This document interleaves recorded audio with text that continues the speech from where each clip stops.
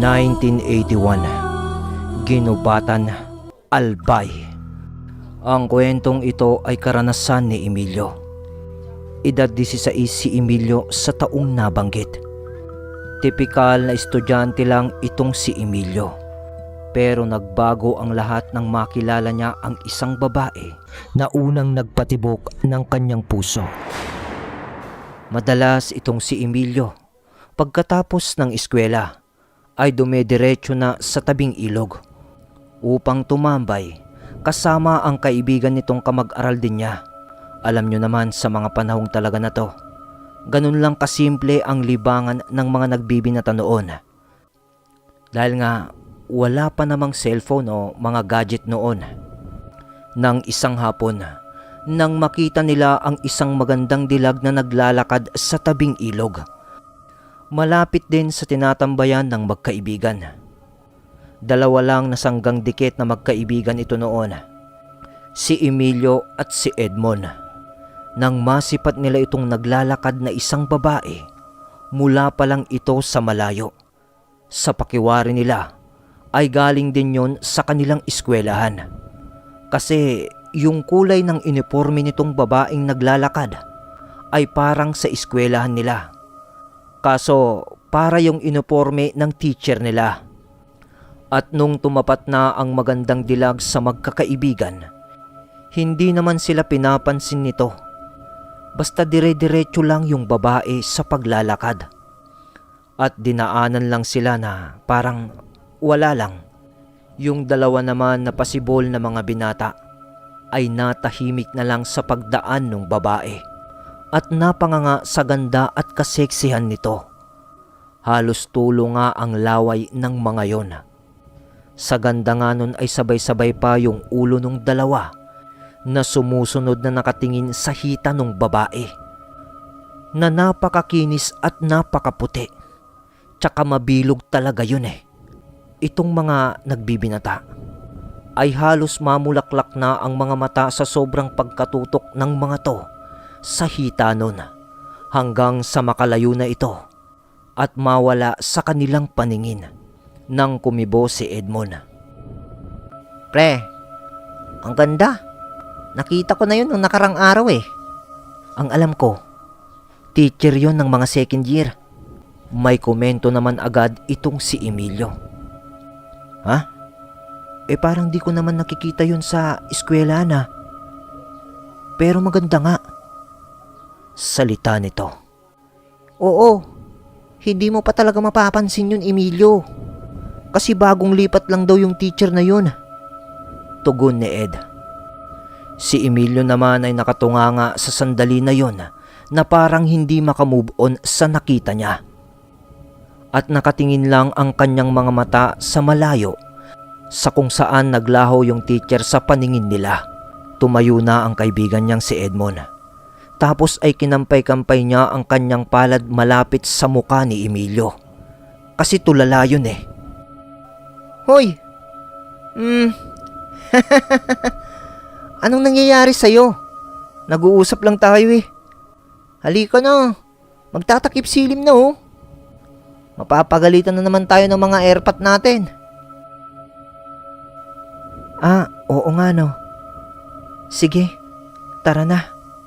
Nang tumayo naman si Emilio, narinig nila ang pagbugaw ng kalabaw ng di kalayuan sa kanila. At nang masipat nila to, ang matandang si Mang Pukyo yung nakasakay sa kariton na hatak nung kalabaw. At mukhang papauwi na rin itong matanda. Nagmadali sa paglalakad itong dalawang bagito. Dahil, uy, si Mang Pukyo oh. Diba mangkukulam daw yan? At lahing aswang? Salita ni Edmond na pabulong-bulong kay Emilio. Oo nga. Kaya bilisan mo sa paglalakad. Baka maabutan tayo ng kalabaw niya. Eto kasing si Mang Pukyo ay matagal na ring naninirahan sa barangay nila. Pero ilag ang mga tao kay Mang Pukyo at ang karamihan sa mga kabarangay niya. Dahil nga sa mga agam-agam at kwento patungkol doon sa matanda na isang ang mangkukulam at lahi pa daw ng aswang ito. Kaya hindi masyadong nakikitao itong matanda sa mga kabaryo din niya. Kasi sa tuwing lumalapit siya sa mga taong nagkukumpulan o nagkwekwentuhan, ramdam niya na unti-unting nagsisipulasan ng mga tao na nakakaharap niya, na para bang nandidiris sa kanya. Kaya't namumuhay lang ng mag-isa itong matanda. Wala rin kasi itong pamilya. At ang bahay niya ay malayo din sa kabahayan. May maliit ito na kubo sa kanya ring maliit na sakahin, na kung ano-ano rin lang ang itinatanim nito na gulay. At nag-aalaga din ito ng mga hayop, katulad ng native na manok. Bukod doon ay meron din siyang sakahin sa ibang parte ng barangay, na siyang tinatamnan niya ng palay. O di kaya naman minsan ay mais. Sandali ang lumipas sa pag-aapura ng dalawa na makalayo kay Mang Pukyo. Nagulat na lang sila nang naabutan na sila ng kalabaw. At maya-maya pa ay tumapat na sa kanila yung kariton. "Ho! Ho! Oh, mga binata! Halina kayo! Para hindi na kayo mapagod sa paglalakad." Pagmamagandang loob ni Mang Pukyo sa dalawang binatilyo, habang nakangiti pa ito na nagsasalita. Nagtinginan ang dalawang magkaibigan. Tapos ay kinalabit ni Edmond si Emilio, na parang nagpapahiwatig na siya na lang ang sumagot sa pag-aanyaya nung matanda. Parang nahihiya kasi si Edmond. Mang po, nako, igagabihin na tayo niyan." Salita ulit ni Mang Pukyo sa dalawa. Dahil pati yung mga bagito ay parang ilag sa kanya. Pero parang wala lang naman yun kay Mang Pukyo. At natural pa rin ang pagmamagandang loob niya. Nahiya na naman noon na tumanggi yung dalawang binatilyo sa sunod na pag-aya nung matanda. At sumakay na sila sa kariton. At pagsampa nila sa kariton, "Hey! Hey! Hey!" bugaw ni Mang Pukyo sa kalabaw. Hindi naman umiimik itong dalawa. Nang nagtanong itong matanda sa kanila, "Mga iho, anong ginagawa nyo doon sa tabing ilog? May inaabangan ba kayo doon?" Ala naman po, tatang. Nakaugalian lang po namin na tumambay doon. Dahil malamig po kasi doon. Tsaka masarap lumanghap ng napaka-preskong hangin." Ganun ba? Nako mga iho, ayos lang naman yon. Pero wag na wag lang kayong magpapagabi doon. Lalo na ngayon, may mga nalipat dito sa atin na galing sa ibang lugar. Parang pagbibigay babala naman ni Mang Pukyo sa dalawa. Nagtinginan ulit itong dalawa, si Emilio at si Edmond, na para bang nag-uusap sila sa mata. Pero hindi na rin nila nun tinugunan pa ang salita nung matanda. Kasi parang naiilang silang kasama ito. Kaya hanggang sa makarating na sila sa kanilang bahay, ay hindi na rin nag-usap-usap pa itong tatlo habang nasa daan nalulan ng kariton. At nung pagbaba nitong dalawa, nakita sila ng kanilang mga magulang, yung nanay ni Edmond at yung nanay din ni Emilio. Salamat po, tang. Salita ni Emilio pagkababa nila sa kariton. Walang anuman mga binata. Iwasan nyo na lang ang pagtambay doon at pagpapaabot ng gabi, ha? Iwan pa na salita ni Mang Pukyo. Hey!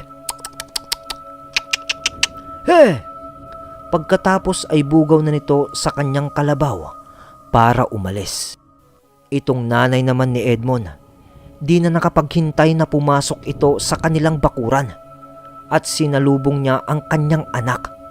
Magkalapit lang kasi ang bahay nitong dalawang magkaibigan. At pagkasalubong nung nanay ni Edmond sa kanya, "Hoy, Mon, bakit kayo sumama sa matandang yon? Baka mamaya anong mangyari sa'yo? Mangkukulam yon." Salita nung nanay ni Edmond. Pati itong si Emilio ay nakapamewang na ang kanyang nanay na parang mainit yung ulo na nakatingin kay Emilio. At di inaasahan ni Emilio na pagagalitan din siya ng kanyang ina dahil sa pagsakay lang sa kariton ng matanda. Narinig naman ng tatay ni Emilio na pinapagalitan nga siya. Bet! Ano ba yan? Parang sumakay lang naman ang anak mo doon sa matanda. Ba't mo pinapagalitan? Kontra nito sa kanyang asawa. Hoy, Hisong! Alam mo naman kung ano yung matanda na yun. Ayon sa ating mga kababaryo. Baka aswangin ang anak natin o kulamin. Psst! Bet! Naniwala ka na naman sa kwento-kwento ng mga kababaryo natin. Bakit? May napatunayan ba sila? Wala namang ginagawang masama yung matanda. Dapat nagpasalamat ka pa nga dahil hinatid yung anak mo. Masyado kang nagpapaniwala sa kanila. Ang naniniwala sa sabi-sabi, walang bait sa sarili. Magsaing ka na nga lang. Ay! Parehas kayong mag-ama. Walang pinapakinggan.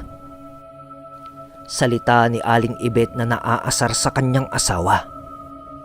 Sumapit na nga ang gabi. Pagkatapos maghapunan nitong pamilya, ay dumiretso na rin itong si Emilio sa kanilang silid ng nakababata nitong kapatid.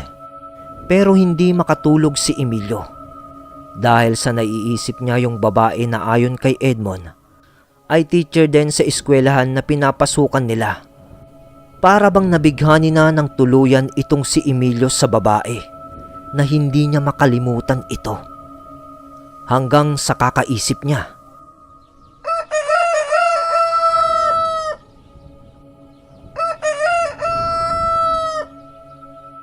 Tumilaok na ang manok. Malapit nang mag-umaga. Pero dun naman ay nakaramdam na siya ng antok. Napapikit na lang ito. Nang may kumalabit sa kanya. At pagmulat niya ng kanyang mata, ang nanay niya yon. At tinawag siya nito. At pinapabangon na siya sa kanyang higaan. Dahil may bisita raw siya. Dali-dali naman na bumangon si Emilio. At pagkalabas niya sa kanyang silid, nakita niyang nakaupo na sa kanilang sala yung babae na nakita nila. Na dumaan sa ilog na pinagtatambayan nila. Yung teacher. Napanganga si Emilio.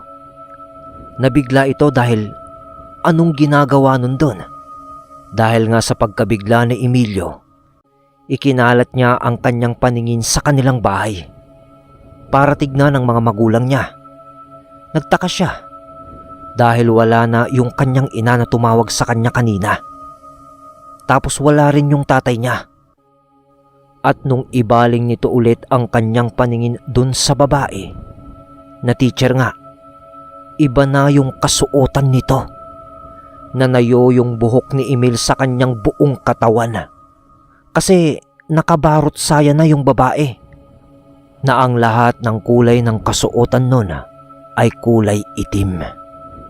Nakapandong pa ito ng tela na kulay itim din. Tapos ay nanlilisik ang mga mata nito na para bang may intensyon na masama ito kay Emil. Nagmadaling pumasok si Emil sa kwarto dahil sa naramdaman niyang kilabot. Nang bigla na lang sumaklob sa kanyang muka ang kurtina na takip ng kwarto nila.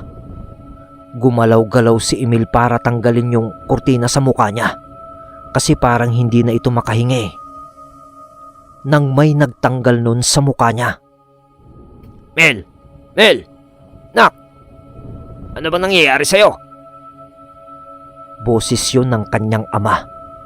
Pagtanggal nung tela sa mukha niya, mukha ng tatay niya ang tumambad. Panaginip. Panaginip lang pala yun. At yung tela na bumalot sa mukha niya na inakala niyang kurtina ng kanilang silid ay kumot niya pala na pumulupot sa ulo niya. Ano bang nangyayari sa'yo? Tanghali na oh. Ba't di ka pa kumain at maligo? May pasok ka pa. Tsaka ano yung sinisigaw-sigaw mo na madam? May kasalanan ka ba sa eskwela, anak? Tanong ng kanyang ama. Wala tay. Mukhang masama lang yung panaginip ko tay. Sagot niya. Ganun ba anak? Tumayo na noon ang ama ni Emilio at hindi na rin nagtanong pa at nag-aya na lang ito. Bumangon ka na dyan. Nakahain na ang nanay mo ng agahan. Sumbay ka na sa amin kumain. Pupunta pa akong bukid Nauna pang nagising yung maliit mong kapatid. Nandoon na sumusubo na Bago bumangon itong si Emilio, ay napakamot pa ito ng ulo. Dahil naiisip pa rin niya kasi yung napanaginipan niya. Mukhang hindi mawaglit sa kanyang isipan yung teacher. Pagkatapos gumayak noon ni Emilio, gaya naman ng dati, sa pang-araw-araw na pamumuhay na mag-aaral, dinaanan ni Emilio si Edmond. Ngunit hindi raw makakapasok si Edmond dahil may karamdaman siya ayon sa kanyang mga magulang. Samantalang wala pang 24 oras mula nung naghiwalay sila ni Edmond. Pagkatapos nilang bumaba ng kariton ni Mang Pukyo, kahapon ng hapon, pumasok pa noon si Emilio sa bahay nila Edmond para tignan ang kanyang kaibigan. Nagimbal si Emilio sa kanyang nakita kasi lubog na yung mata ni Edmond, pati yung pisngi nito na para bang hindi na kumain ng ilang linggo. Sinisisi ng nanay ni Edmond si Mang Pukyo. Siya lang daw ang maaaring makagawa nun sa kanyang anak. Inaswang daw si Edmond o kinulam. Walang maikomento nun si Emilio sa mga paratang ng mga magulang ni Edmond. Dahil kung ginanon nga si Edmond ni Mang Pukyo, bakit siya lang? Kasi si Emilio, wala naman siyang nararamdaman na kahit ano sa kanyang katawan. Bukod lang doon sa masamang panaginip niya. Pero patungkol naman yun sa babae. Kaya hindi mapagdugtong ni Emilio sa kanyang isipan kung ano ang nangyayari. Walang nagawa si Emilio noon kundi pumasok ng mag-isa. Dumaan ang ilang oras hanggang sa matapos na ang klase ng araw na yon. Kahit wala nun si Edmond na kasama ni Emilio, tumambay pa rin ito sa may bandang ilog. Pero ngayon, hindi lang siya basta tumambay, kundi hinihintay niya talaga yung babae, yung guro, na sa pakiramdam nun ni Emilio ay sabik na siyang makita ito. Nang di nagtagal, ay dumating na nga yung oras na pinakahihintay niya. Nandyan na naman yung babae.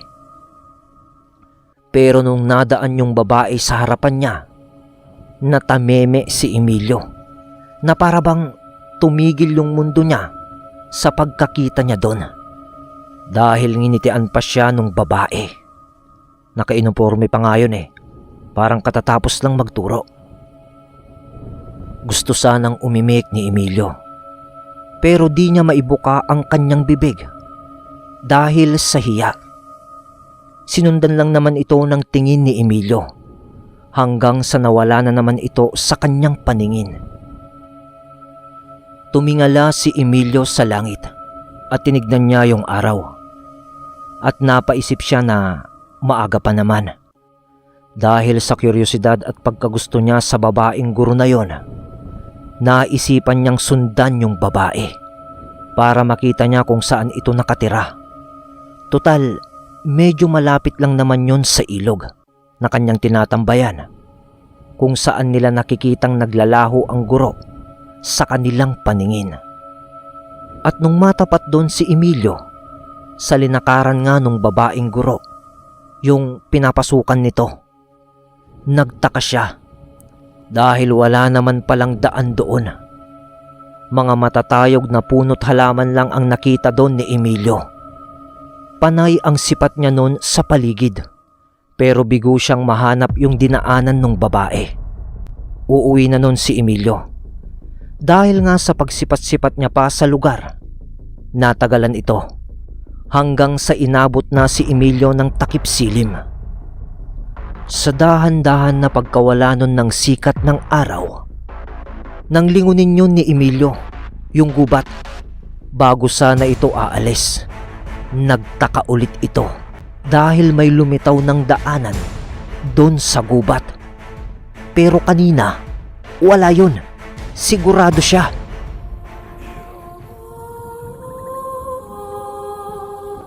Nang makita ni Emilio ang daan, napakalaki ng pagtataka niya. Dito ay nag-umpisa ng nahiwagaan sa lugar si Emilio na malapit nga sa ilog. Nang makita yon ni Emilio, pinagmasdan pa niya ito ng maigi at nagdadalawang isip pa ito na tahakin yon. Parang gusto niya na ayaw niya. Kasi nung titignan niya sana ang araw, kalulubog lang nito. Ibig sabihin ay gagabihin na siya ng tuluyan. Pagpapasukin pa niya yung daan na lumitaw sa gubat. Diretso lang yon na napakahaba. Di nga makita ni Emilio yung dulo nun kasi medyo madilim na sa bandang malayong parte nun kung titignan mo. Dahil sa nasisilungan na ito ng nagtataasang mga puno. Ilang segundo pa ang pagpapasya nun sa isipan ni Emilio. Kasi talagang gusto niya pang makita yung teacher na yon. Nang maalala niya ang payo nung matanda, si Mang Pukyo, na wag pagagabi sa lugar na yon. Kinilabutan si Emilio nung maisip niya yon. Ngunit sa unang hakbang pa lang ni Emilio, napalingon ulit ito sa daan, papasok sa gubat. Tapos doon ay nakita niya yung babae at iba na ang kasuotan nito. Nakabistida na. Tapos ay ngumiti na naman ito kay Emilio. Pagkangiti ng babae saglit kay Emilio, pumasok na ulit ito sa gubat. Pero yung ngiti nun, parang naiwan sa mga mata ni Emilio, na para bang dumoble pa yung pagkahumaling niya. Kaya naman imbis na uuwi na si Emilio, nag-iba ang pasya nito. Gusto niyang sundan ang teacher at makita kung saan talaga ito nakatira. Doon nga ay humakbang na si Emilio sa daan. Pero hindi para umuwi kundi para puntahan yung babae. Sa lugar na yon, tinahak ni Emilio ang daan papasok sa kagubatan at tinandaan niya ulit yung pinasukan ng babae. Habang naglalakad si Emilio sa makitid na daanan na yon, sari-saring tunog ng mga hayop ang naririnig nito, na para bang ngayon lang niya narinig ang mga ganong huni ng mga hayop. Kakaiba talaga. At dahil nga sa kilabot na nararamdaman pa niya noon, parang napapaurong pa yung pagkalalaki niya. Yun bang alam niyo na? Halos lumubog yun. Pilit lang na tinatapangan ni Emilio ang kanyang sarili. Dahil nga sa teenager siya, mapusok kung kumilos. Maya-maya pa, ay natapat na ito sa pinasukan ng teacher. Dahil sa matataas na halaman at damo naman doon, ay hindi makita ni Emilio ang sinuotan naman ng babae. Kaya minabuting hawiin ni Emilio ang mga yon. At pagkahawi niya ng matataas na damo, ikinalat niya ang kanyang paningin sa lugar. Medyo madilim-dilim na ang paligid noon. Pero sa di kalayuan ay nasipat ni Emilio ang maliit na kubo. At nakita niya sa dako pa ng gilid ng kubo, nakaupo yung babae na kanyang sinusundan sa isang bangko o isang bangkito. Tapos ay nakatitig na ito sa kanya. Kita niya yon. Kasi hindi pa naman ganun kadilim Nag-aagaw pa lang yung dilim at liwanag. Nang biglang naramdaman ni Emilio na parang may dumagan na bagay sa kanyang paa at gumagalaw-galaw ito. At madulas yun sa pakiramdam niya. Nang inuko ni Emilio ang kanyang ulo para tignan kung ano yun. Ahas! Ahas! Ahas! Nagulat si Emilio. Isang ahas pala yung naramdaman niyang dumaan sa paa niya. Halos magkanda bali-baliktad si Emilio sa gulat. Yung tipong bubuelo ng takbo pero nadadapa-dapa pa. Ganon yung reaksyon niya. Mukha nga siyang tanga nung mga oras na yon sa itsura niya. Nang mahimasmasan si Emilio, nasa daan na siya ng mga oras na yon.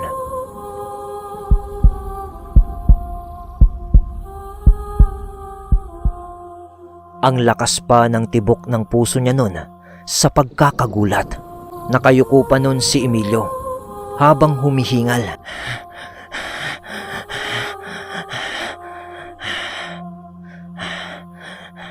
Muntik na ako dun At nakatitig pa paibaba. Pagkatapos ng hingal niya, tumayo na ito. At sa wakas ay nakapagpasya na itong umuwi. Haharapin na ni Emilio nun ang kalsada sa labas ng gubat upang maglakad pa pauwi. Nang biglang, "San ka pupunta?" Salita ng babae. Nasa harapan na ni Emilio yung kinahuhumalingan niyang babae. Nagulat na naman si Emilio. Kasi parang saglit lang naman yung nangyari sa kanya nung nagulat siya sa ahas. Tapos ngayon, nasa harapan na niya agad yung babae na nakaupo lang kanina sa bangkito doon sa kubo. Madam, uuwi na po sana ako. Salita ni Emilio habang hawak-hawak pa nito yung kanyang bag. Ngumisi yung babae sa kanya. Alam nyo yung ngising parang may balak. Ganon. Tapos bigla na naman itong napasimangot. At biglang napalingon sa malayo yung babae. Sa kuryosidad naman, liningon din ni Emilio yung liningunan ng babae. At sa may bandang likuran yon ni Emilio. Nang tignan yon ni Emilio, wala naman kung anong bagay o tao doon, kundi mga puno't halaman din lang. Kaya, Madam, ano po Naputol yung pananalita ni Emilio sa pagbalik ng tingin niya sa harap nito. Kasi yung babae o yung teacher, wala na sa harapan niya. Laking gulat na naman ni Emilio at doon ay labis na itong nakaramdam ng takot. Naglalaro na sa isip nito kung ano ba ang nangyayari. Tapos habang naiisip niya yon, may humawak sa kanyang braso ng mahigpit ng biglaan mula sa kanyang likod. Hihiyaw na sana si Emilio. Pero, shhh! May tumakip sa bibig nito na palad. Naamoy pa yon ni Emilio at amoy lupa iyon. Iyo, anong ginagawa mo dito? Magkagabi na! Salita na boses ng matanda. Nang makita yun ni Emilio, si Mang Pukyo iyon. Tinanggal na ni Mang Pukyo ang palad nito sa bibig ni Emilio nang masenyasan niya na tumahimik si Emilio. Pasensya ka na. Punasan mo na lang yung konting lupa sa bibig mo. Medyo marumi kasi ang palad ko. Kagagaling ko lang kasi na magdamo sa bukid. Salita ni Mang Pukyo na medyo pabulong-bulong. Halika na. Umalis na tayo. Bilisan mo. Dagdag pa nito na nag-aapura. At hindi rin malaman ni Emilio kung paano nalaman ni Mang Pukyo na nandoon siya. Basta sumama na rin lang siya kay Mang Pukyo. Dahil nga sa konting oras na nandoon siya sa kakahuyan, napaka-weirdo ng mga naganap sa kanya. Takot na rin ito sa mga oras na yon kasi muntik pa nga siyang natuklaw ng ahas eh. Pero naiisip pa rin niya yung babae habang nakasakay na noon ito sa kariton ni Mang Pukyo kasi bigla na lang nawala yon sa harapan niya. Naiisip niya tuloy na baka guni-guni lang niya yung pagkakita niya sa teacher. Dahil alam niyo ba, bago sila sumakay noon sa kariton ni Mang Pukyo, kinuha nito ang kanyang itak paglabas nila sa daan mula sa gubat. Tinaga ni Mang Pukyo yung isang sanga ng puno dun sa gilid ng daan nang makalabas na sila sa kakahuyan. Wala naman nangyari. nung pagkataganon ni Mang Pukyo. Pero pansin lang ni Emilio na bumubulong-bulong ng kataga si Mang Pukyo. Pero hindi niya yun marinig ng klaro. Kaya di na rin pinansin yun ni Emilio. Pero pagkasakay niya sa kariton, mga ilang segundo lang yon na pagkatalikod niya sa kakahuyan, ay nawala na yung daanan na pinasukan niya. Muling nakaramdam noon ng panlalamig sa katawan si Emilio dahil doon. Gusto niyang tanungin noon si Mang Pukyo kung ano ba ang nangyayari. Pero dahil nga sa nakatanim sa isip ni Emilio na hindi rin mabuting tao itong si Mang Pukyo, ay nag-alangan ito na kausapin siya. Sumama na lang siya dito kasi wala naman siyang pagpipilian. Gabi na eh. Habang nakasakay ito sa kariton, nakatingin si Emilio sa malayo at napapaisip ito. Nang inimik na siya ni Mang Pukyo. Iyo, ano bang ginagawa mo doon? Gabi na. Tanong nung matanda. Pero hindi naimik itong si Emilio. Nakatulala pa rin siya na nakatingin sa malayo.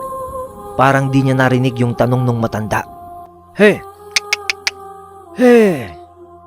Bugaw ni Mang Pukyo sa kalabaw. Iyo, sino ba ang hinahanap mo dun sa kakahuyan?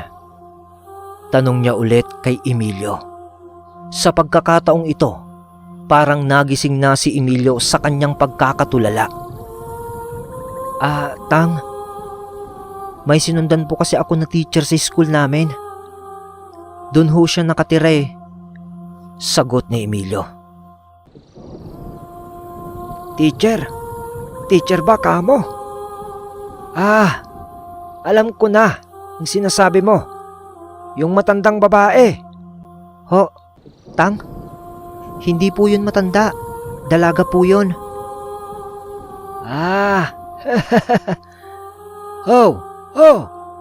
Panandali ang pinatigil ni Mang Pukyo ang kalabaw. Sabay wika niya kay Emilio. Iyo, tanong ko lang sa'yo, naniniwala ka ba sa mga aswang?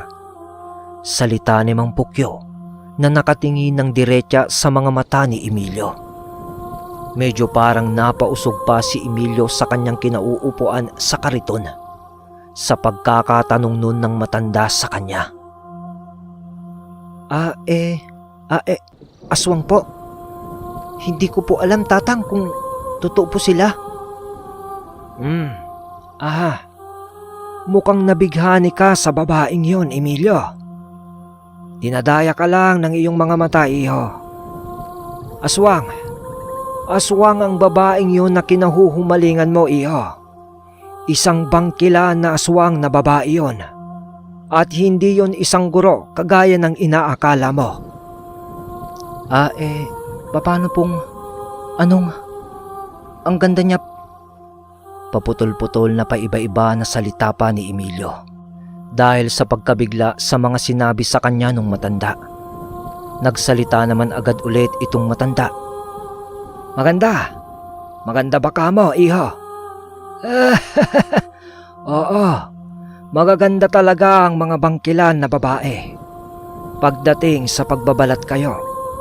Bukod doon, ay mabango pa sila sa pang-amoy ng mga normal na tao. Yung mga walang alam sa karunungang lihim, dahil isa yon sa mga kakayahan nila upang makapambiktima ng normal na tao. Hindi na naman nakasagot si Emilio dahil sa takot at pagkabigla sa kinahuhumalingan niyang babae sa mga sinabi nga nung matanda.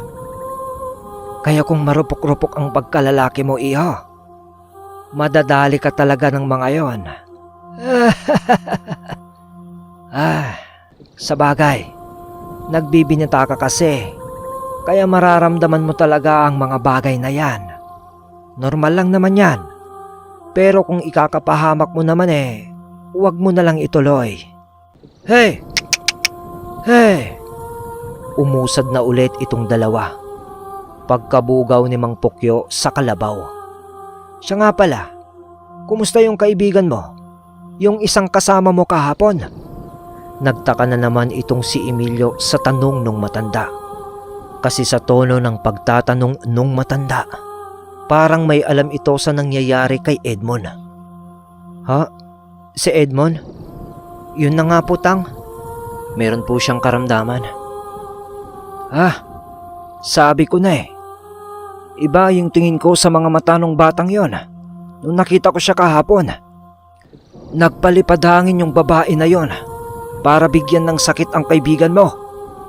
Gusto niya atang ikaw lang muna ang pumunta dito dahil sa alam niyang nakukuha niya ang loob mo. Ho! Ho! Ho! Sandali iyo. Pumagitna ka dito sa kariton.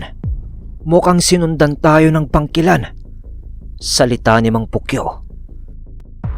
Naputol ang pagpapaliwanag ni Mang Pukyo dahil may naramdaman ito na sumusunod sa kanila ayon nga sa kanya.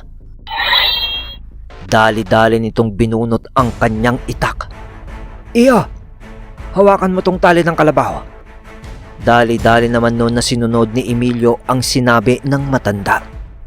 Pagkahawak ni Emilio sa tali ng kalabaw, agad na bumaba si Mang Pukyo sa kariton. At ayon kay Emilio, dinuraan ni Mang Pukyo ang kanyang itak. Tapos bubulong-bulong ito na parang bubuyog. Pagkatapos niyang gawin yun, nagpalingalinga ito sa paligid. Lumabas ka! Alam kong nandyan ka! Hindi mo ko madadaya! Salita ni Mang Pukyo sa paligid na patuloy pa rin sa paglingalinga. Gusto mong mabiktima itong bata na kasama ko. Siguro pinalayas ka na sa dating lugar mo. At ngayon ay dito ka mamimirwisyo. Sige, tignan natin. Sa huling sambit ni Mang Pukyo ng salita, biglang itinarak nito ang kanyang itak sa lupa. Pagkatarak niya nun, napabiglang galaw pa si Emilio dahil tumunog sa buong paligid ang parang kinakatay na baboy. Hanggang sa parang papalayo na ng papalayo yung tunog na yun. Minuto ang lumipas. Hindi pa rin nakampante si Mang Pukyo. At lilinga-linga pa rin ito sa paligid. Si Emilio naman ay napakahigpit ng hawak dun sa tali ng kalabaw na parang maiihi na ito sa takot sa mga kaganapan. Ay, tara na iyo, bago pa bumalik yon.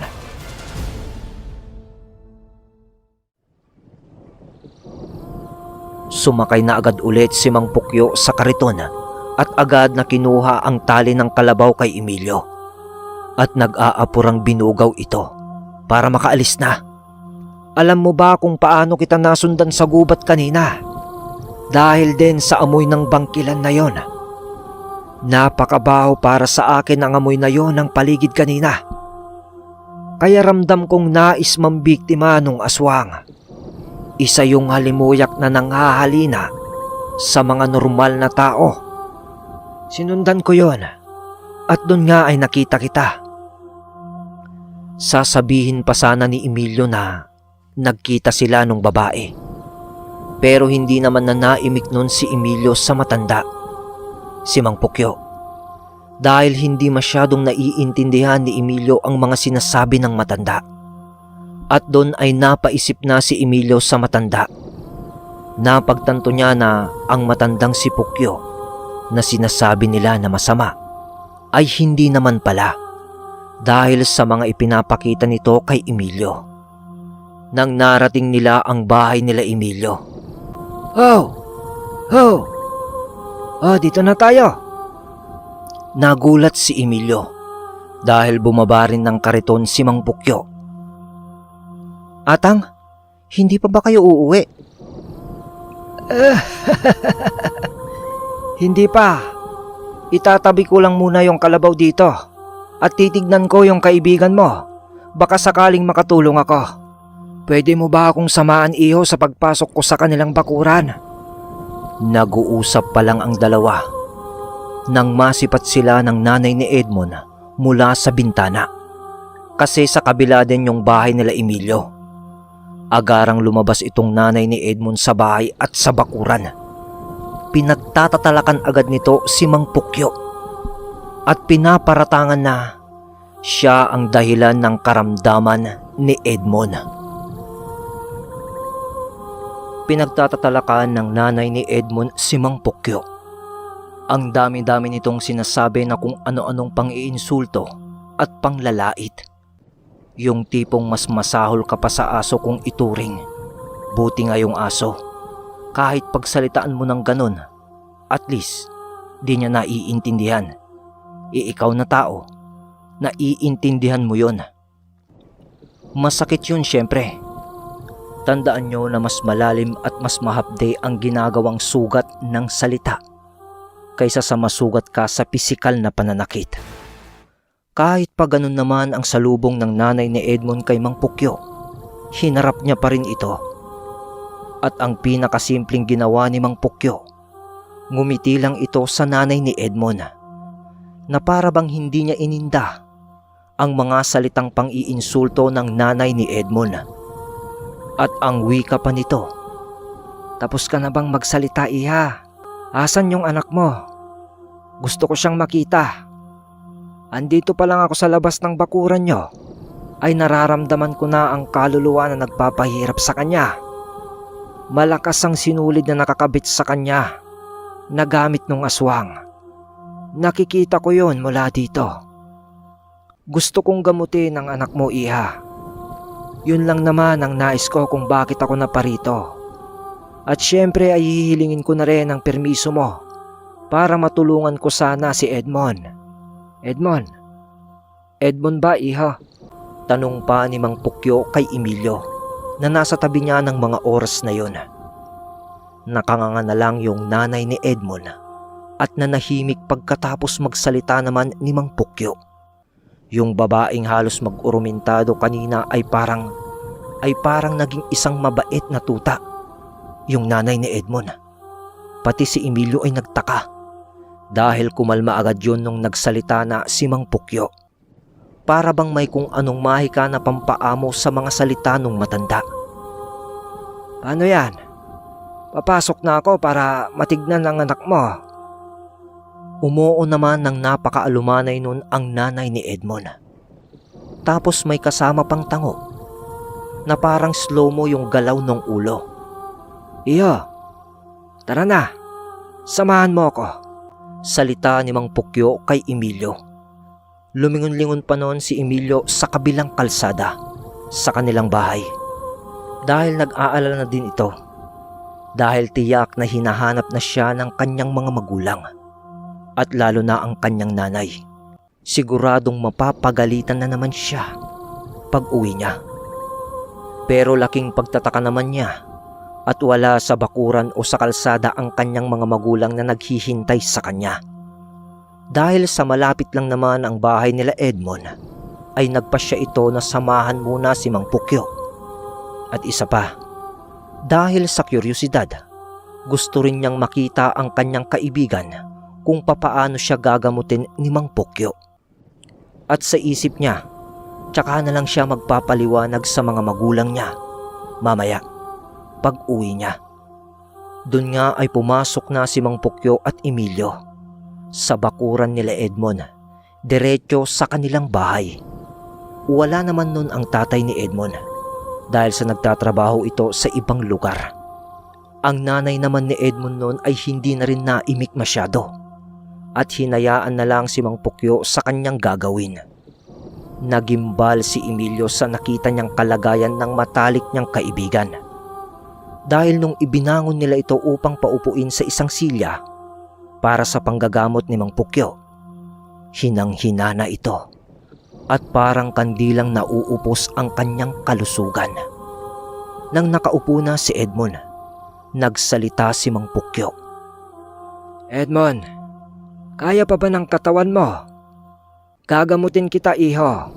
Huwag kang mag-alala. Mabilis lang ito." Tumangulang naman nun si Edmond na nanghihina. "Iha, ihanda mo ang isang basong tubig." Walang tanong-tanong ay pumunta naman ang nanay ni Edmond sa kusina para kumuha nga ng isang basong tubig. Doon naman ay, ayon kay Emilio, bubulong-bulong na noon si Mang Pukyo sa kanyang palad. Pagkatapos nun ay hinawakan niya ang ulo ni Edmond. Segundo lang yon, bigla na lang nawalan ng malay si Edmond. Tapos nakita ni Emilio na parang nangisay ito ng konti at napasandal na ito sa kanyang kinauupuan. Iya, halika, bilisan mo. Hawakan mo ang kaibigan mo, baka matumba. Paghingi ng pag-alalay ni Mang Pukyo sa kanyang ginagawa. Lumapit naman si Emilio nun at pumunta sa likod ni Edmond at hinawakan ng magkabilang balikat ng kanyang kaibigan upang hindi ito malupaypay sa upuan dahil wala nga ito sa kanyang wisyo. Habang ginagawa naman yun ni Emilio, may hinugot si Mang Pukyo sa kanyang bulsa. Nakapiraso ng kahoy na medyo patulis yung dulo. Hindi naman alam ni Emilio kung anong klaseng kahoy yun, pero ayon kay Mang Pukyo, kahoy daw yun ng tignum.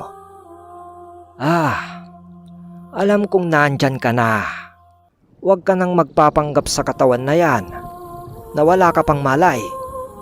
Kinakausap ni Mang Pukyo si Edmond, pero lupaypay naman yung ulo nito. Sa mga oras naman na yun ay nandoon na ang nanay ni Edmond na nanonood na rin kay Mang Pukyo sa kanyang sinasabing panggagamot. Matigas ka. Akala mo maloloko mo ko. Dinampot ni Mang Pukyo ang isang paa ni Edmond. Pagkatapos ay idinantay niya ang hawak niyang maliit na kahoy sa isang daliri ni Edmond sa paa. Bago pa niya ginawa yon, ay nakita pa ni Emilio na binulong-bulungan niya ito ng kung anong salita. Hindi niya kasi masyadong marinig yon. At pagdikit na pagdikit nun sa daliri ni Edmond.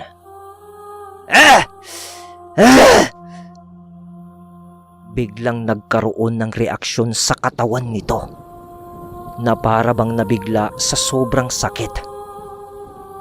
Tang, ano pong ginagawa niyo sa anak ko? Reaksyon naman ng nanay ni Edmond pagkakita niyang nahihirapan ang itsura ng kanyang anak. Iya, tumahimik ka lang. Huwag kang kukontra sa ginagawa ko. Huwag kang mag-alala. Bagaman katawan ng anak mo ang nakikita mong nasasaktan, hindi naman siya ito, kundi ang kaluluwa ng aswang na nagbigay ng karamdaman sa kanya. Siya yung pinaparusahan ko, kaya manood lang kayo. Paliwanag ni Mang Pukyo. Ano bang ginawa ng binatilyong ito sa'yo? Bakit siya pa ang biniktima mo? Sino ka? Bakit hindi ka magpakita sa akin? Takot ka ba?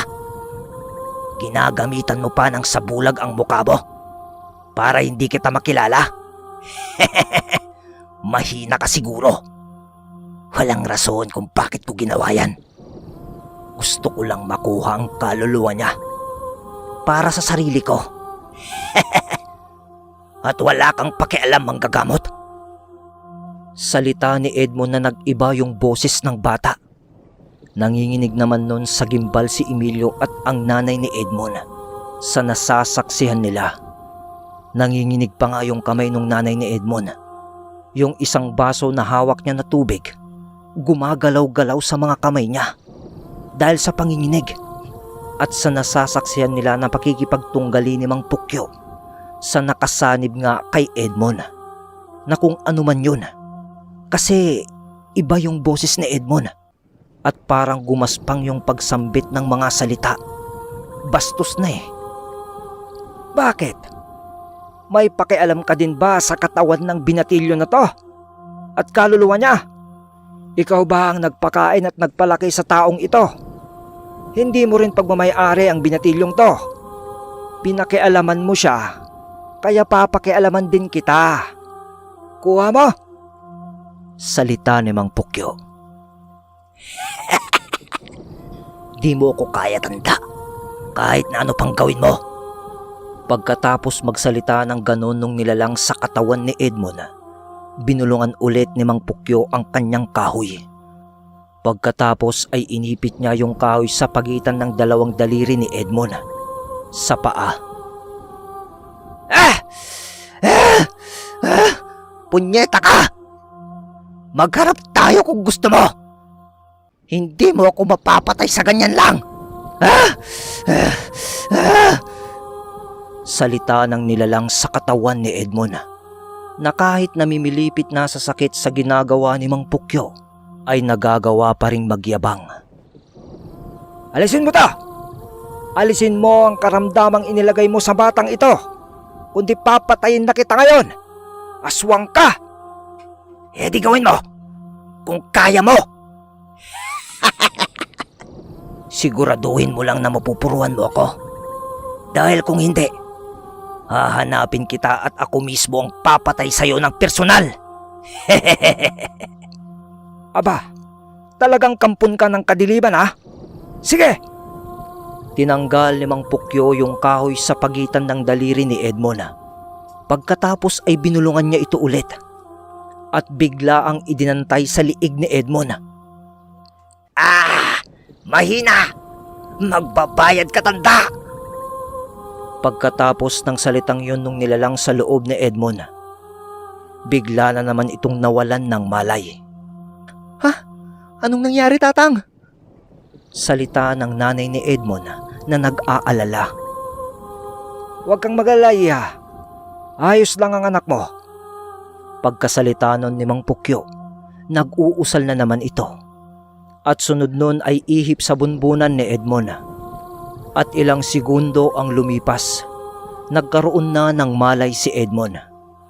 Iha, hindi ka pa lubusang magaling. Pero napatid ko na ang sinulid na nagdudugtong sa ginagawang pagpapahirap sa iyo ng aswang. Kaya dahan-dahan ay lalakas ka na at babalik sa normal. Pagkatapos masabi nun ni Mang Pukyo kay Edmond, kinuha na ni Mang Pukyo ang isang basong tubig sa nanay nito. Sabay usal na naman dun sa tubig at ipinainom kay Edmond. Mel, nandito ka pala. Kanina ka pa namin hinahanap ng nanay mo. Gabi na. Ba't di ka pa umuwi sa bahay? Yung tatay ni Emilio yon. Nasa labas ng pintuan nila Edmond. Mang Pukyo, magandang gabi ho. At sa'yo, Mare. Salita pa ng tatay ni Emilio sa kanila. Ano bang nangyayari? Sa mga sandali naman na yon, ang nanay ni Edmond at si Mang Pukyo na lang ang nagpaliwanag sa tatay ni Emilio kung bakit nandoon siya sa bahay nila Edmond at ginabi ito. Pero sadyang mabuti talaga itong si Mang Pukyo kay Emilio. Dahil hindi na nito sinabi ang nangyari sa kanilang dalawa sa may bandang kakahuyan malapit sa ilog.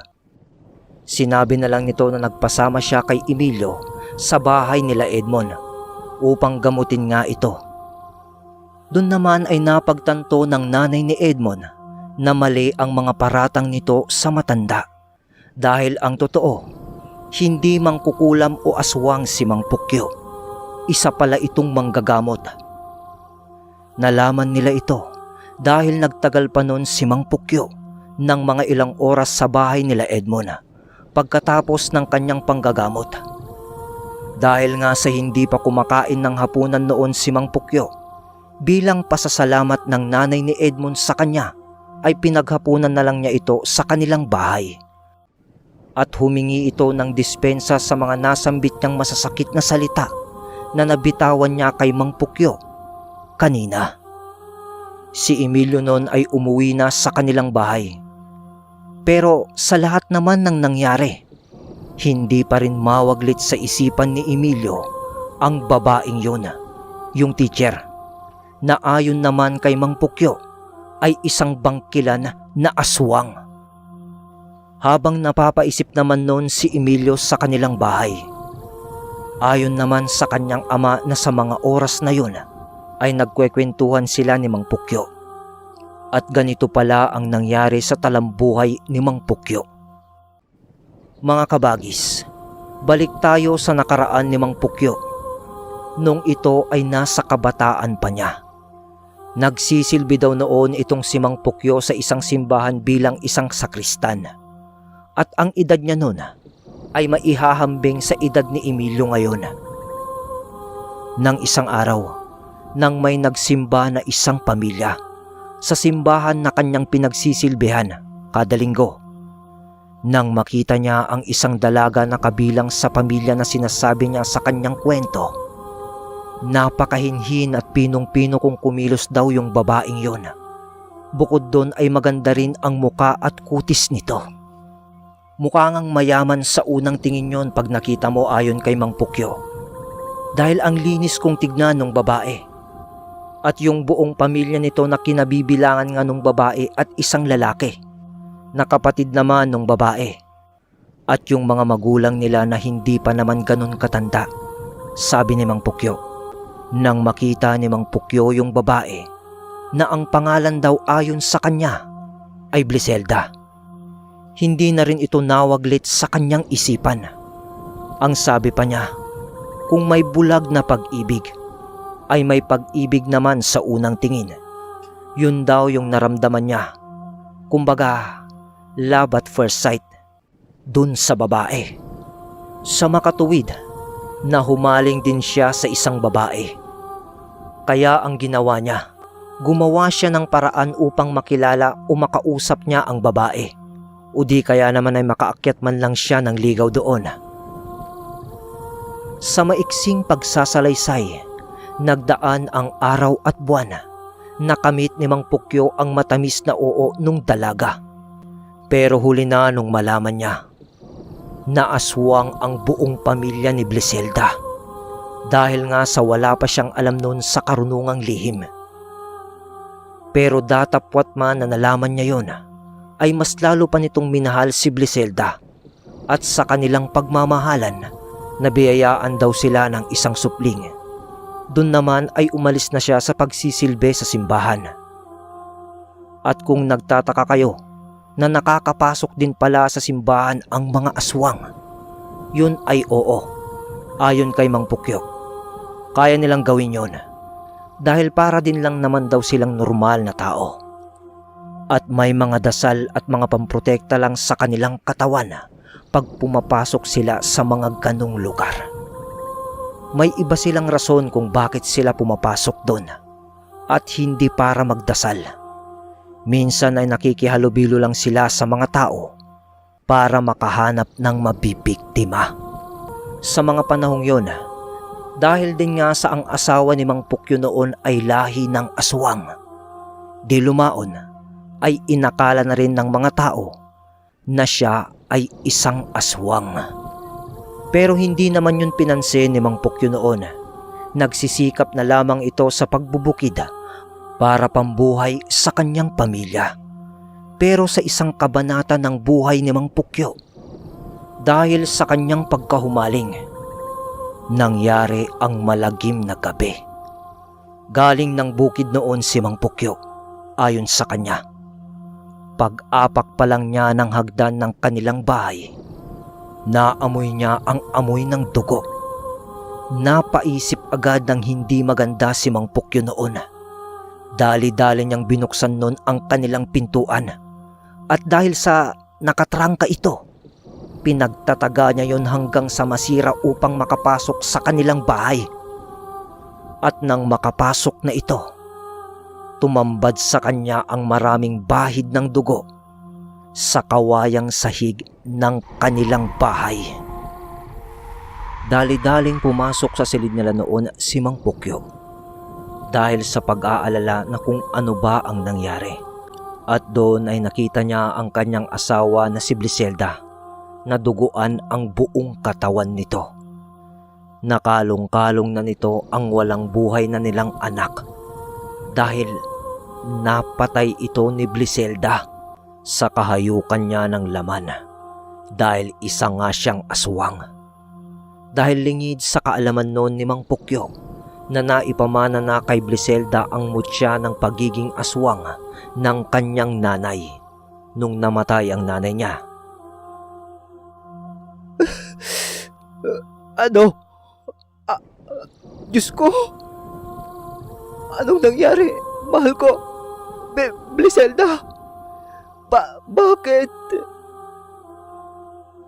Tanong ni Mang Pukyo na humahagulgol sa pag-iyak sa sobrang sakit na kanyang nadarama sa kanyang damdamin. Sa pag-iyak naman noon ni Mang Pukyo, biglang tumayo noon si Bliselda na umiiyak din, sabay bitaw sa walang buhay na bata. 5 buwan pa lang ang anak nila ng mga panahong iyon. Sa pagtayo nga ni Bliselda, bigla niyang hinugot ang itak ni Mang Pukyo noon na nakasukbit sa kanyang tagiliran sa kaluban nito. Dahil sa nababalot naman ng emosyon noon si Mang Pukyo, hindi agad siya nakakilos sa ginawa ng kanyang asawa. Pagkahawak ni Bliselda ng itak, nagwika ito ng, Hindi ako karapat-dapat na mabuhay. salita niya ng biglaan kay Mang Pukyo, sabay saksak nito ng itak sa kanyang sarili. Tumagos pa yon sa kanyang likuran, yung tulis ng itak. Huli na bago maawat ito ni Mang Pukyo. Kaya ng gabing yon, nang pagkamatay ng kanyang anak, namatay rin ang kanyang asawa. Sa mga nangyari nga ng gabing yon, tuluyan nang nawala ang kabubuo pa lamang na pamilya ni Mang Pukyo. Nang mga panahon ding yon, sinabi ni Mang Pukyo ang nangyari sa mga natitirang kapamilya ni Bliselda. Pero sa pait ng pagkakataon, hindi siya pinaniwalaan at pinagbintangan pa siya na siya ang pumatay sa kanyang asawa. Kaya naman ang buong angkan ni Bliselda na natitira ay naging kalaban pa ni Mang Pukyo. Tumakbo si Mang Pukyo noon dahil sa alam niyang hindi siya tatantanan ng mga yon na mga purong aswang pa. At sa paglipat-lipat ni Mang Pukyo ng lugar, doon niya natagpuan ang isang ermitanyo na nakatira sa tuktok ng bundok. Isa yung mahusay na manggagamot at antingero, ayon kay Mang Pukyo. At dahil naman sa naghahanap noon si Mang Pukyo ng paraan upang maipagtanggol niya ang kanyang sarili sa natitirang pamilya ni Bliselda, doon nga ay nag-umpisang nagka-interes si Mang Pukyo na matuto ng karunungang lihim. At hindi na rin ito nag-asawa mula noon. Sa makatuwid, ang ermitanyong yon ang naging guro ni Mang Pukyo sa mga nalalaman niya sa pangkasalukuyan. Ayun nga, mga kaibigan. Kaya ako napadpad dito sa lugar nyo. Salita ni Mang Pukyo sa tatay ni Emilio at nanay ni Edmond sa mesa. Pagkatapos nitong magkwento, labis naman ang pagkalungkot ng dalawa at konting pagkamangha sa nangyari nga sa buhay ni Mang Pukyo. Marami na pala itong napagdaanan at hinubog na ang katauhan nito ng mahabang panahon. Ganun pa man ay maraming tao ang humusga sa kanya, pero hindi niya yon pinapansin o pinapatulan. Doon napagtanto ng dalawa, ang magulang ni Emilio at ni Edmond, na napakabuting tao naman pala talaga ni Mang Pukyo.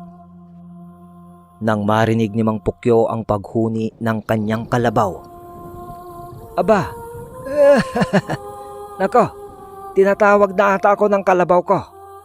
O siya, maiwan ko na kayo at uuwi na rin ako. Gabing-gabi na eh. Nagpaalam na nga si Mang Pukyo ng gabing yon sa dalawa at umuwi na rin ang tatay ni Emilio sa kanilang bahay. Ngunit habang ipinapako ni Mang Pukyo ang kalabaw niya noon sa kanyang kariton, sa loob naman ng bahay nila Emilio. Aba, Ibet, asan yung anak mo? Ba't wala dito sa kanyang silid? Tanong ng tatay ni Emil pagsilip sa kwarto ng kanyang mga anak. Abay, sinong anak mong sinasabi mo? Andyan na nga yung panganay mo eh. Hindi ba ikaw pa ang tumawag kina kumare? Oo nga. Pero ala siya dito. Ano? Salita ng nanay ni Emilio na nabigla. Nawawala si Emilio sa kanilang bahay. Nakita pa ng tatay niya na nakabukas ang kanilang bintana. Kaya ang hinala nito, dun dumaan si Emilio. Normal sa magulang siyempre. Nag-alala itong mag-asawa. Kaya naman lumabas agad ang mga ito sa kanilang bahay. Kasalukuyan pa lang naman noon na aalis si Mang Pukyo sakay ng kanyang kariton nang marinig niyang sumisigaw sa pagtawag itong mag-asawa sa kanilang anak na si Emilio. Nak! Nak! Emil! Sigaw ng tatay nito sabay lapit kay Mang Pukyo at tinanong niya ito. Mang Pukyo, di mo ba napansin na lumabas ang anak ko? Habang nagpapako ka ng iyong kalabaw? Hindi. Bakit? Ano bang nangyari? Nawawala po si Emilio sa bahay eh. Sagot ng ama ni Emilio. Wala namang sabi-sabi ay bumaba agad ng kariton niya si Mang Pukyo. At pagkababa niya, Naloko na. Sana mali ako sa kutob ko. Ano pong ibig niyong sabihin, Mang Pukyo? Hindi ko pa napuruan yung aswang na nagpahirap kay Edmond sa kaibigan ng anak mo. Alam kong nakatakas iyon dahil ang pangunahing pakay ko lang naman kanina ay pagalingin si Edmond. Hindi ko alam na ganito pala ang balak niya. Mang Pukyo, parang ang labo. Ay, ipapaliwanag ko na lang sa'yo sa daan. Kailangan na nating magmadali, baka hindi na natin maabutan na buhay ang anak mo. Parang alam ko na kung saan natin siya matatagpuan.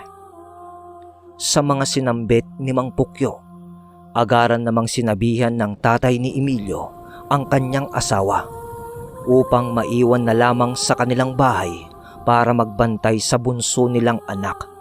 At sila na ni Mang Pukyo ang maghahanap kay Emilio.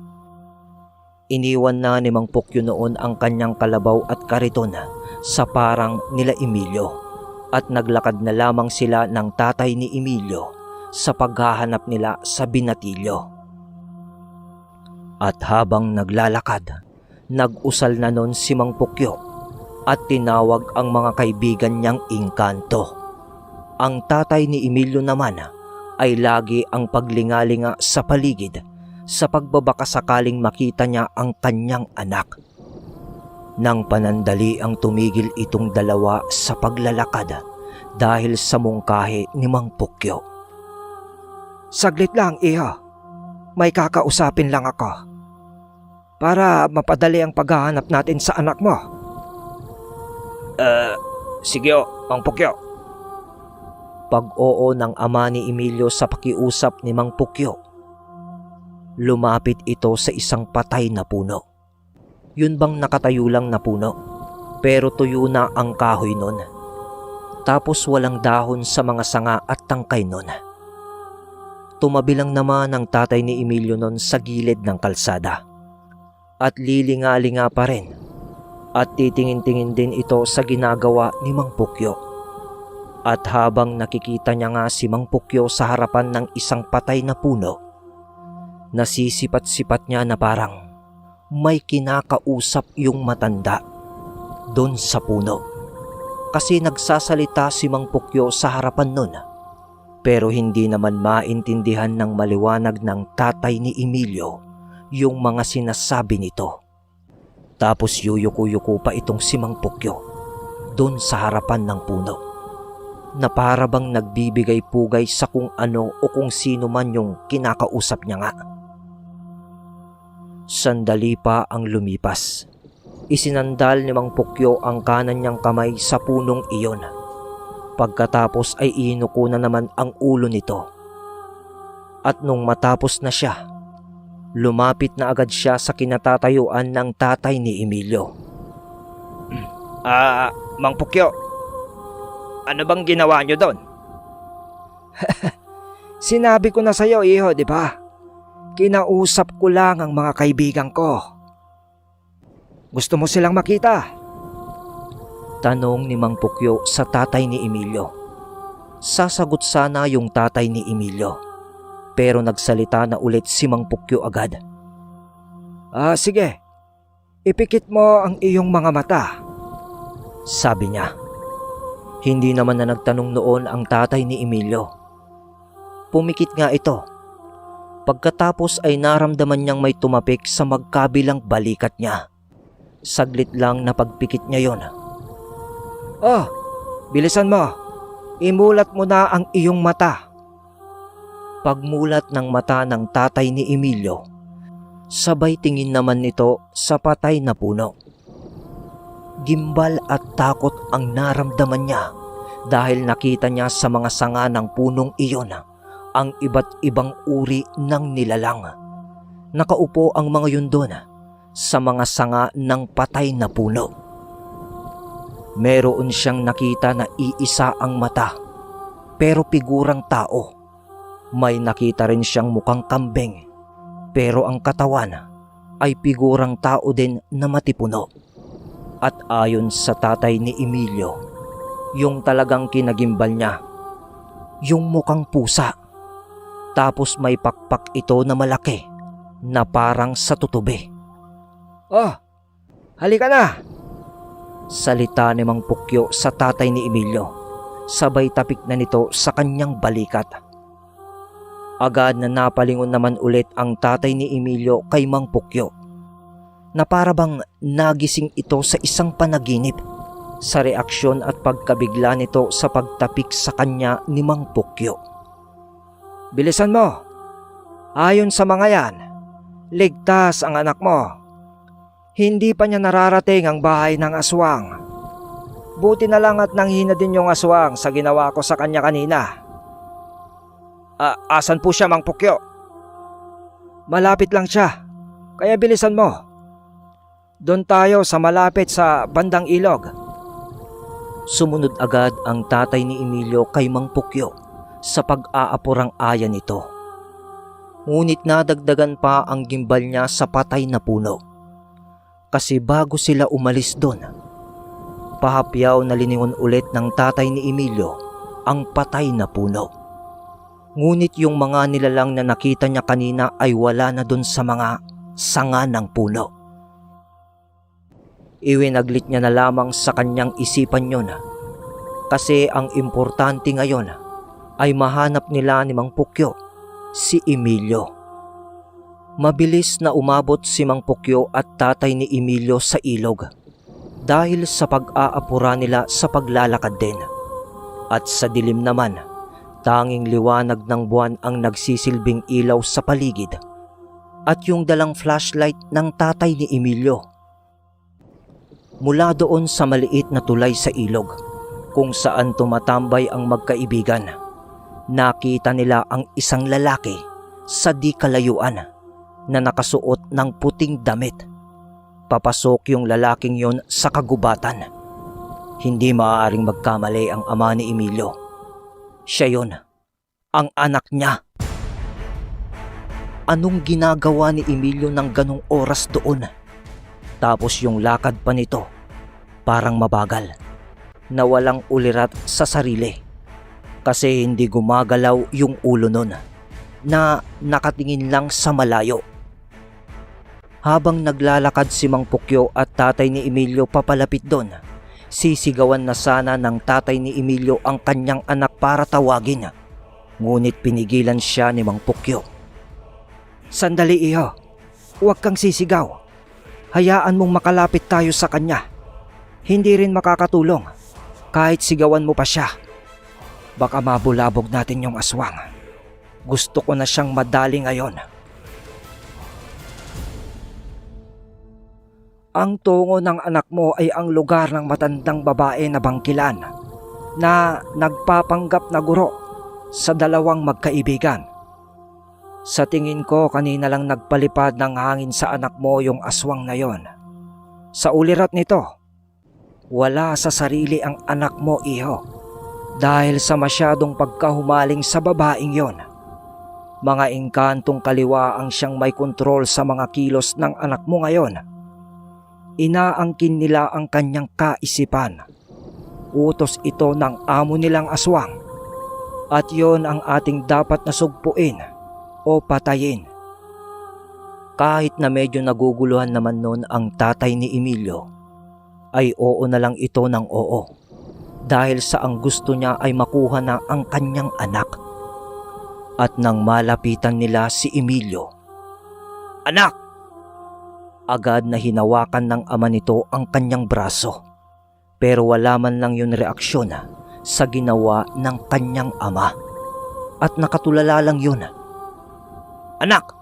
Anak! Nang biglang umusal si Mang Pukyo sa kanyang mga palad. Sabay itinapik nito ang kanyang palad sa noo ni Emilio. Doon ay, Tay? Tay? Salita ni Emilio na nagulat sa pagkakita niya sa kanyang ama. Oo! Oo! Ako nga, anak! Sa pagtingin ni Emilio sa paligid. Tay? Bakit ho tayo nandito? Salita niya na parang walang alam kung bakit nandoon na siya sa gubat ng mga oras na yun. Ano? Anak? Hindi mo alam kung bakit ka nandito? Nawala ka sa bahay kanina. Buti na lang andito si Mang Pukyo. Siya ang kasama kong naghanap sa'yo. Tama na. Mamaya na ang paliwanag. Huwag kayong maingay. Nandito na tayo sa lugar ng bangkilan. Kaya't nandito na rin lang tayo. Tutuluyan ko na siya. Alam kong hindi ka makakalayo dahil sa ginawa ko sa iyo kanina sa paghuli ng iyong kaluluwa. Ngayon ay tutuluyan na kita. Salita ni Mang Pukyo sa kanyang sarili na naririnig naman nung mag-ama. Diyan lang kayo. Nandito siya sa paligid, iho. Muntik na ang anak mo. Buti na lang talaga. At nasundan pa natin siya. Ngayon, magtutuos na tayo, aswang. Matagal na akong hindi nakakaharap ng kagaya mo. Sa pagkakataong iyon, ayon kay Emilio, muling dinuraan ni Mang Pukyo ang kanyang itak. Sabay utib nito ng mga salita dito na maraming pabulong-bulong. Pagkatapos ay itinaga ni Mang Pukyo ang kanyang itak sa lupa. Nang bigla na lang may tumunog na isang baboy na para bang nasaktan. Tapos ay lumabas ito sa matataas na damo at mga halaman. Isa yung malaking baboy ramo. Kitang-kita yon ng mag-ama dahil sa pagtama ng liwanag ng buwan sa katawan nun. Hinarap yun ni Mang Pukyo. Diyan lang kayo! Salita pa ni Mang Pukyo sa mag-ama. Nang biglang umatake yung baboy ramo kay Mang Pukyo. Sinalubong naman yun ni Mang Pukyo. At dun ay nagpambuno sila nun. Pinapanood yun ng mag-ama hanggang sa paglalaban ni Mang Pukyo at nung baboy ay napunta na sila sa matataas na damo at halaman. At sandali pa ang lumipas, isang tunog ang tumapos ng lahat.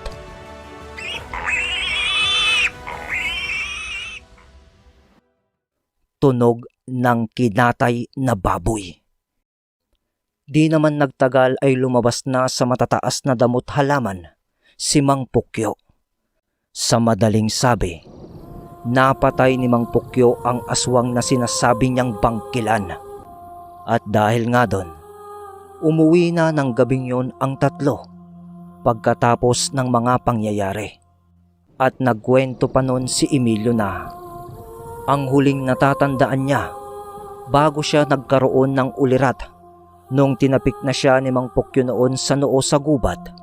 Parang nananaginip daw siya at nasa ibang dimensyon. At may tumawag daw na babae sa kanya, yung teacher. Doon sa kanilang bintana, sa kanilang bahay. Tapos ay sumunod na siya doon. At yung mga nangyari sa daan at paglalakad niya ay hindi niya na raw alam. Mula naman nang natapos ang gabing yon, ay hindi na tumambay ang magkaibigan sa tabing ilog. At ni minsan, kahit pa sa eskwelahan, ay hindi na rin nila nakita yung babaeng ubod ng ganda na inakala nga nilang teacher at kinahumalingan ni Emilio. Binilin naman noon ni Mang Pukyo ang dalawang magkaibigan na ayos lang umibig. Pero wag silang masyadong mahumaling.